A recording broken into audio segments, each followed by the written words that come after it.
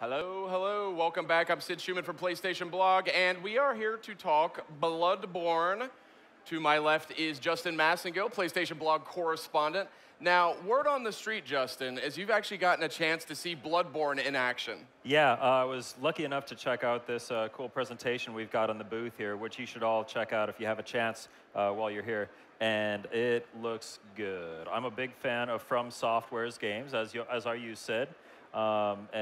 This looks like it kind of follows in a similar vein, but it looks so good on PlayStation 4. Nice. So Bloodborne is from Software. It's exclusive on PS4, Sony Computer Entertainment Japan studio, and directed by Miyazaki himself. So this is something, it's definitely inspired by some of the gameplay elements that have found their ways into Demon Souls and these games. But this is definitely something a little bit different. Yeah. Everything I've been hearing suggests a game that's less sort of block attack and more offense oriented. Oh yeah, totally. Tell me about that. Yeah, the character that you're playing, actually, instead of a shield, he's carrying a shotgun.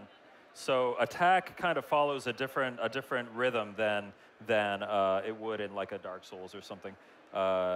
When we were watching the presentation earlier, the rhythm seemed to be that you would kind of use the shotgun to stagger an opponent, and then while they're staggered, you rush in with this cool like saw cleaver thing and just tear them to pieces, and there's a lot of blood when that happens. The game earns its title. Yeah, just big like splashes of blood coming off, and yeah, it's kind of gross. Not for the faint of heart. So what kind of enemies did you see? Obviously the Souls game, very notable for incredibly imaginative creature designs. And obviously Bloodborne has just been revealed. It was revealed just the other night at PlayStation's E3 2014 press conference. Got a big reception when that From Software logo went on stage. But in terms of creatures, what did you see? Yeah, it was kind of a dark, almost like an abandoned city type of situation. Lots of cobblestones. You'd see light reflecting off the cobblestones and everything. I can't overstate how good the game looked. But then these enemies would come out, and they're kind of like wearing tatters.